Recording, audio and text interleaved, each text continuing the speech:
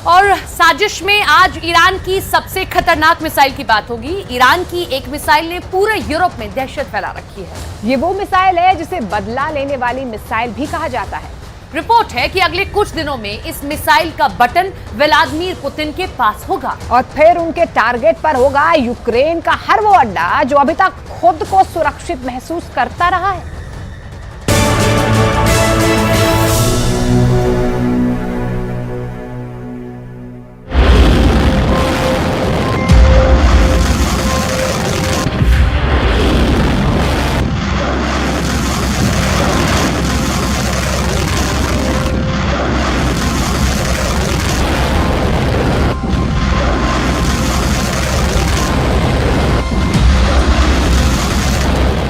जब ईरान की ये मिसाइल फायर की जाती है तो तस्वीरें ऐसी होती हैं।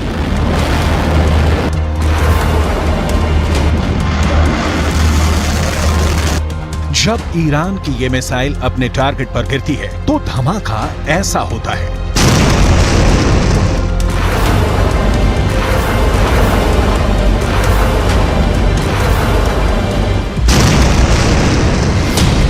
अब यही मिसाइल रूस पहुंचने वाली है और समझ लीजिए कि इस मिसाइल को लेकर बात पक्की हो गई है।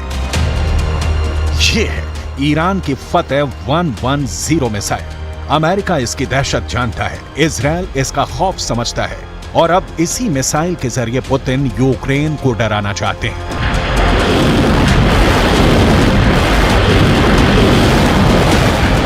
रिपोर्ट यह है कि ईरान की ये मिसाइल रूस पहुंचने वाली है और ऐसा अक्टूबर में ही हो सकता है। फतेह 110 को टेस्ट हुए पूरी दुनिया ने बहुत देखा है। अब इसकी असली हमले वाली लॉन्चिंग भी दुनिया जल्दी देखेगी। ऐसा क्यों होगा, इसके बारे में वॉशिंगटन में मौजूद institute of study of war ने बहुत साफ साफ बात बता दी है।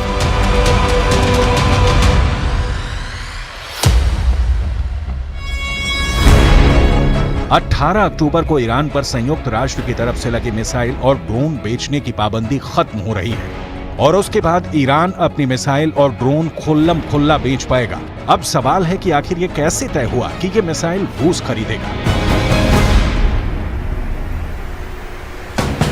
तो जवाब है कि 19 सितंबर को रूस के रक्षा मंत्री सर्गेई शोइगु ने ईरान का दौरा किया था। ये दौरा बहुत सीक्रेट रखा गया। हालांकि जो तस्वीर सामने आई उसमें यह साफ हो गया कि सर्गेई शोइगु ईरान की मिसाइल देखने तेहरान आए। ईरान ने उनके सामने अपने एक हथियार की डिटेल रखी। इसमें ड्रोन भी थे और बैलिस्टिक मिसाइल भी, ठीक वैसे ही हथियार जो रूस को यूक्रेन में लड़ने के लिए चाहिए। ईरान के एरोस्पेस फोर्स के commander brigadier general Amir Ali Hajizadeh साथ साथ थे और वो बता रहे थे कि रूस को क्या क्या लेना चाहिए, किस हथियार से उनकी जरूरत पूरी हो सकती है। इसमें सबसे खास रही फतेह 110 मिसाइल। सर्गेई शोइगु ने इस मिसाइल को बहुत गौर से देखा। उन्हें बताया गया कि ये कितनी खतरनाक और सटीक मिसाइल है और ऐसे ही हथियार से रूस ज़ेलेंस्की के बड़े बड़े अड्डों को मिट्टी में मिला सकता है। सर्गेई शोइगु इस मिसाइल को देखकर काफी खुश हुए।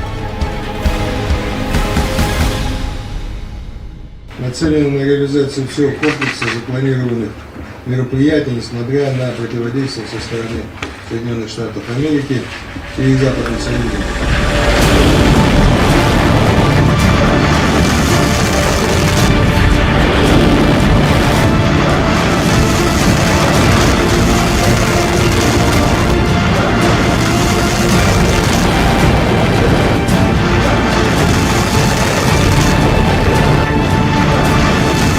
अब इससे ये बात साफ हो रही है कि 18 तारीख को जब ईरान की मिसाइल सेल पर पाबंदी हटेगी तो इसका सबसे बड़ा फायदा रूस को ही होगा और सबसे बड़ा नुकसान सिर्फ यूक्रेन को नहीं होगा, ये बात भी तय है।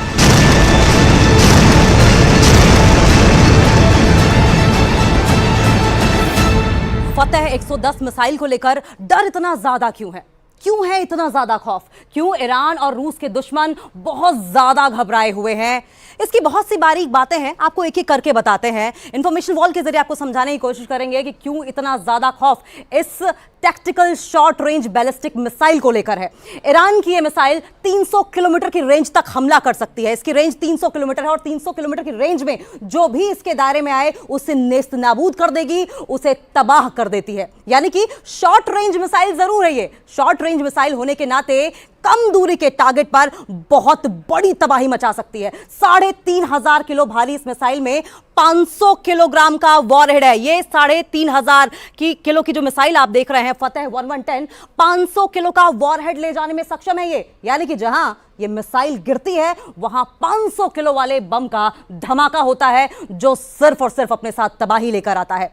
ये अपने टारगेट के 3 मीटर के दायरे में गिरती है और एक बैलिस्टिक मिसाइल का इतना ज्यादा सटीक होना, यकीन मानिए, बहुत बड़ी बात है। यह मिसाइल मिडिल ईस्ट में अमेरिका के खतरे को देखते हुए बनाई गई थी और यही बात है जो पुतिन को बहुत ज्यादा इस फतेह 1110 मिसाइल के बारे में पसंद आ गई है। यह मिसाइल इस वक्त हमास के पास है। हमास वो इस्लामी चरपंथी ऑर्गेनाइजेशन है जो कि इस वक्त पैलेस्टाइन में एक्टिव है और इजरायली सेना को खदेड़ने में सक्षम है।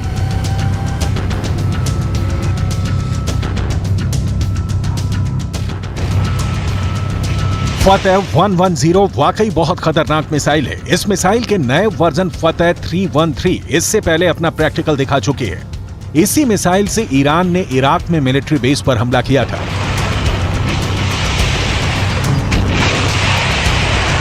यह वही मिसाइल है जिससे ईरान ने जनरल कासिम सुलेमानी की हत्या का बदला लिया था। फतेह 313 की रेंज फतेह 110 से ज्यादा है।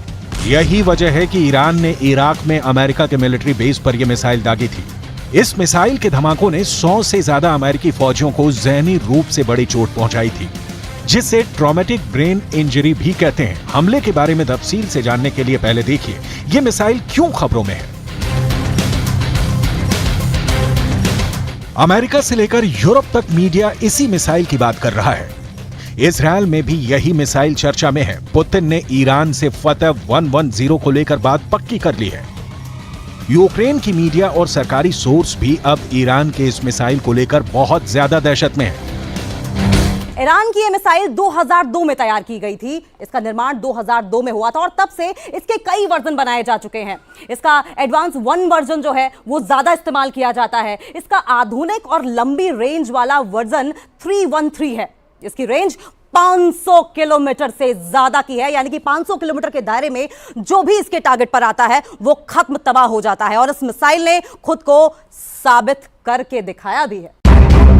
यूक्रेन और इजरायल की इंटेलिजेंस रिपोर्ट दावा कर रही है कि रूस को फतेह 110 के साथ जुल्फिकार बैलिस्टिक मिसाइल भी मिल सकती है। इन दोनों की रेंज 300 किलोमीटर से ज्यादा है। जब से ये बात ईरान के दुश्मनों को पता चली है वो घबराए हुए हैं। जब से ये बात ज़ेलेंस्की को पता चली है वो बहुत दहशत में है। अब उनकी एक ही डिमांड है कि किसी भी तरह यूक्रेन की फौज को ऐसे एयर डिफेंस सिस्टम से लैस किया जाए जो ईरान से मिलने वाली ड्रोन और मिसाइल को काउंटर कर सके।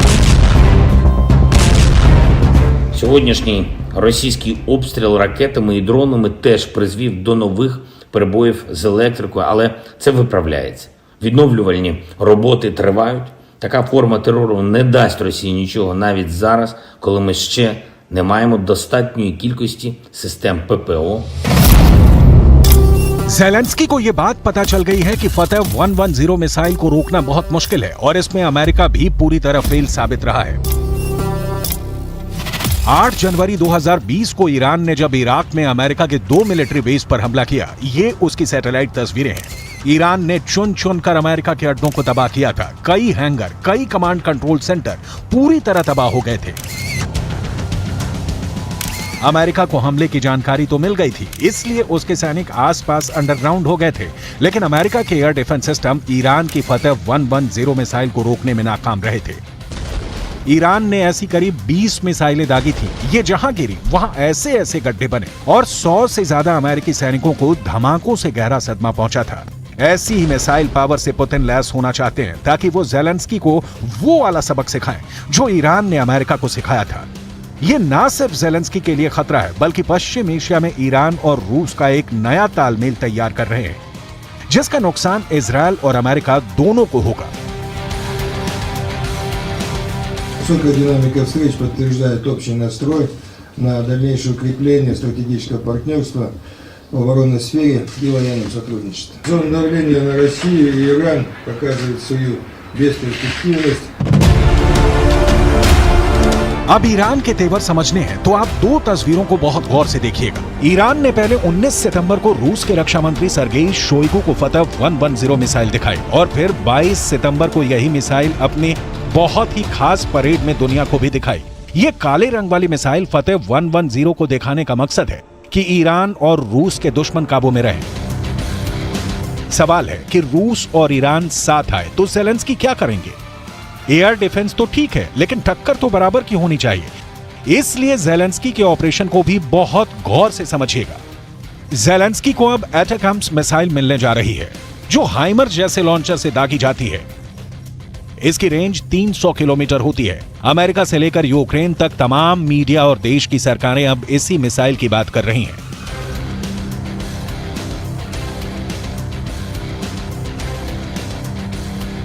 एटैकम्स मिसाइल पर अमेरिका ने अभी तक खामोशी बनाए रखी थी, लेकिन अब वो ये मिसाइल यूक्रेन को भेज रहा है। अगर ज़ेलेंस्की को ये मिसाइल मिली तो उनके हमले रूस के अंदर तक होंगे और ये युद्ध का दायरा बढ़ाने वाला बड़ा खतरा हो सकता है। अमेरिका को मालूम है कि ज़ेलेंस्की ईरान से सप्लाई किए गए शाहिद 136 के आगे लाचार हो चुके हैं और अगर उन्हें फतह 110 जैसी मिसाइल मिली तो रूस की फौज कैसे कीव को रौंदते हुए आगे बढ़ जाएगी।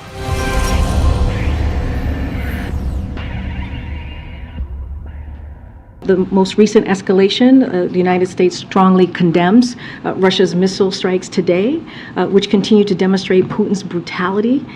As you know, President Biden and the G7 leaders met with President Zelensky last week, and President Biden also spoke with President Zelensky one-on-one the day before that G7 conversation. We are in daily touch with the Ukrainians across the administration, from the National Security Advisor to the Department of Defense and the Department of State. On Friday, we announced an additional $725 million in security package for Ukraine to provide critical needs for it to defend itself, continue to defend itself and bravely. इससे पहले Iran के शाहिद 136 ने बहुत बड़ी तबाही मचाई है। ये वाकई बहुत खतरनाक ड्रोन है जो अकेले हमला नहीं करता, बल्कि एक साथ कई ड्रोन लॉन्च किए जाते हैं। ये आत्मघाती ड्रोन है। इन्हें ईरान का कामिकाज़े ड्रोन भी कहा जाता है, जो यूक्रेन की पोजीशन पर अटैक कर रहे हैं। देखा जाए तो ईरान अब सीधे तौर पर नहीं तो एक अलग मोर्चे पर अमेरिका को सबक सिखाना चाहता है और इसीलिए उसने अपनी ड्रोन वाली ताकत रूस को दी है। जब ड्रोन से अटैक होता है तो आसमान से तबाही बरसती है। ये इसका ओरिजिनल वीडियो है।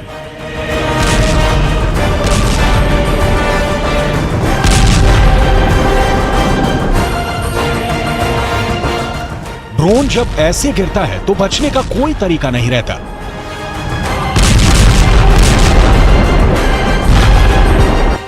ये स्वार्म अटैक यानी एक साथ मधुमक्खियों की तरह हमला करते हैं।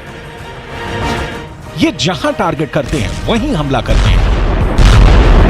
ऐसे ही हथियारों की सबसे बड़ी प्रयोगशाला बन चुका है यूक्रेन। ईरान ऐसे युद्ध में एक नई एंट्री है और उसके ड्रोन ईरान की ड्रोन पावर को पूरी दुनिया में पहचान दिला चुके हैं।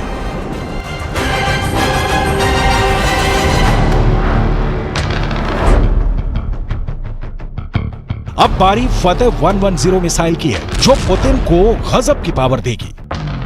ईरान के हथियार मिलने से पुतिन को जबरदस्त फायदा हुआ है, जबकि ज़ेलेंस्की को अब बड़े नुकसान का खतरा समझ में आ गया है, क्योंकि अब ड्रोन के साथ रूस के पास ईरान की मिसाइल भी आने वाली है।